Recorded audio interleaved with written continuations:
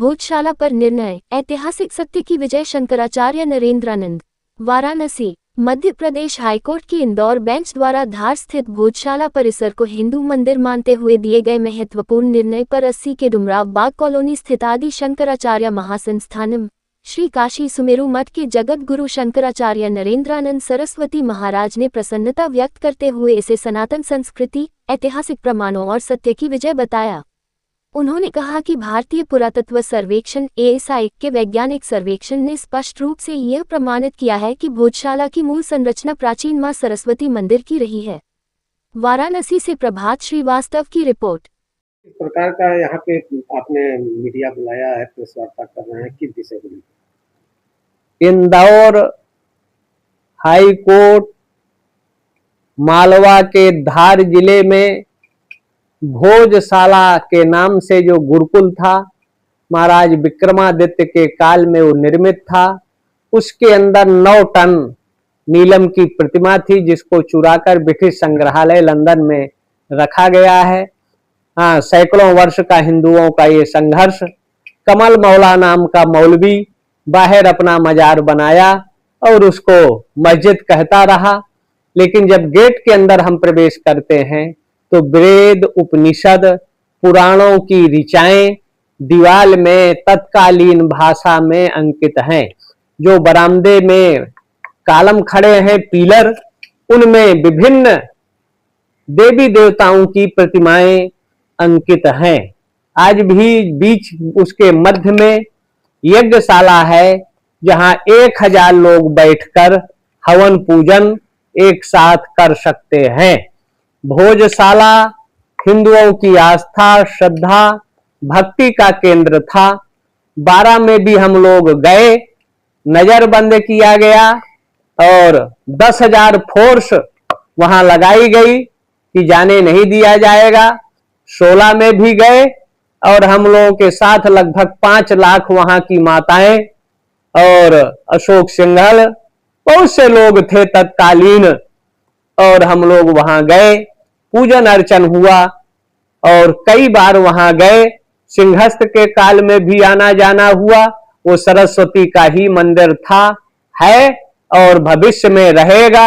High court का निर्णय हिंदुओं की आस्था, श्रद्धा, भक्ति और सत्य का विजय, सत्यमेव जयते जो है, सत्य की विजय हुई है। और वहां वो खोया हुआ जो गौरव था भोजशाला का पुनः प्राप्त होगा। उसको विधि सम्मत और सही ढंग से निर्माण किया जाएगा और सरस्वती प्रतिमा को लाने का हर संभव प्रयास किया जाएगा कि वहां उसकी स्थापना किया जाए। महाराज जी, राजकुमार भाटी सपा के सांसद है, उन्होंने लेकर के एक बड़ा विवादित भाषण दिया है विरोधी गांव में। कैसे देखते हैं आप इसको? ये बहुत गलत है और इनको अग्र समाज को सबक सिखाना चाहिए। सठे साठ्यम समाचरेत, जो जैसा होता है तो इनका नार्को टेस्ट कराया जाए कि इनकी पत्नी इनसे पीड़ित रहती है और ये कहीं ना कहीं वेश्याय से ही न उत्पत्ति इनकी हो। इनकी जांच कराना चाहिए, नार्को टेस्ट कराना चाहिए। समाज की एकता में बहुत बड़े बाधक हैं। विषबमन कर समाज को विखंडनवाद लड़ाने की जो नीति है, ऐसे भाटी लोगों को जूता का माला पहराकर, गधे में बैठाकर इनका जलूस निकालना चाहिए, इनका नार्को टेस्ट करना चाहिए। ये माँ बाप की असली औलाद नहीं है, नाजायज है, इसलिए अनर्गल नाजायज बयानबाजी करते हैं जो समाज में एकता में बाधक हैं। इन पर सख्त कार्रवाई होना चाहिए और इनको जेल में डालना चाहिए, जिससे अमन, चैन, शांति, सद्भाव देश का बना रहे। महाराज जी, भोजशाला पे आज तो निर्णय आया और जनमानस में एक उत्साह है, लेकिन ऐसे बहुत से हमारे जो प्राचीन प्रतीक हैं, जो चिन्ह हैं, जो स्थान है, उनके आज भी लोगों का कब्जा है। और वो ऐसे लोग, उनके लिए क्या कहेंगे और कैसे निर्णय उनका आना चाहिए? अब निर्णय सब कोई भी, ज्यादातर वैसे तो वंदे मातरम यहाँ 90-92 में निकलता था, जिसमें लगभग 1800 धर्मस्थल हैं जिनको तोड़कर विधर्मियों का कहीं ना कहीं कब्जा है। और सबका निर्णय एक दिन आएगा। हिंदुओं का कितनी भी इनको चाहे खुदा लो और चाहे पुरातत्व से सर्वेक्षण करा लो, मंदिर ही मिलेंगे। हाँ, मंदिरों में मूर्तियां नहीं रहती, मस्जिदों में मंदिरों में ही मूर्तियां मिलेंगी। तो पुरातत्व की रिपोर्ट भी है और प्रतीक चिन्ह भी वहां सब कुछ है, वो सरस्वती का ही है। और देश भर में जितने मंदिर हैं, जब न्यायालय में जाएगा, टाइम थोड़ा न्यायालय में लगता है, लेकिन विजय सत्य की ही होती है। ज्ञानवापी का भी प्रकरण यहाँ चल रहा है।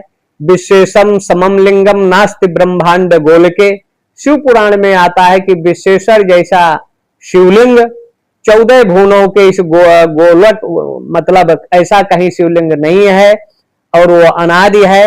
लिंग पुराण के आधार पर वो जब शिवलिंग यहाँ प्रकट हुआ, उसी को विष्णु ने चक्र से 12 खंडों में वही 12 ज्योतिर्लिंगों के रूप में स्थापित हुआ। और वो शिवलिंग आज भी ज्ञानवापी जो तीर्थ है उसके अंदर विराजित है। मामला विचाराधीन है, लेकिन एक दिन हमको 100% विश्वास है कि इसका भी निर्णय मंदिर के ही पक्ष में आएगा और मंदिर है तो मंदिर ही रहे। महाराज जी, इस समय हमारे समाज में, हिंदू समाज में जातियों को लेके बड़ी टीका टिप्पणी हो रही है, उसको कैसे देखते हैं? और महाराज जी क्या संदेश देना चाहेंगे सभी हिंदू समाज को? हिंदुओं को एक रहना चाहिए। एक रहेंगे, चाहे ब्राह्मण हो, चाहे क्षत्रिय हो, चाहे वैश्य हो, चाहे शूद्र हो। जो मस्तक है वो ब्राह्मण है, भुजाएं क्षत्रिय हैं, उदर वैश्य है और पैद जो है सेवा प्रधान चतुर्थ वर्ण शूद्र है। अगर चारों को अलग कर दिया जाए तो जीवन नहीं जिया जा सकता, जीवन का अंत हो जाएगा। और ये चारों ब्राह्मण क्षत्रिय वैश्य और सेवा प्रधान चतुर्थ वर्ण अगर एक रहेंगे तो नेक रहेंगे, सुरक्षित रहेंगे, विजयी रहेंगे और इनका कोई बाल बांका नहीं कर सकता। ये कुछ विघटनकारी शक्तियां हैं, विजाति हैं, नाम अपना बदल बदल के हैं, वो एक ही जाति वर्ग के विधर्मी हैं, लेकिन टिप्पणी कोई पंडित बनकर, कोई ठाकुर बनकर, कोई शूद्र बनकर ये हिंदुओं को आपस में लड़ाने के लिए अनर्गल करते हैं। ऐसे लोगों की जांच होना चाहिए और इन पर कठोर कार्रवाई होना चाहिए, जिससे भारत की शांति, सद्भाव, एकता बनी रहे। लेकिन ये फुलझड़ियां छोड़ते हैं सुर्खियों में बने रहने के लिए और इस पर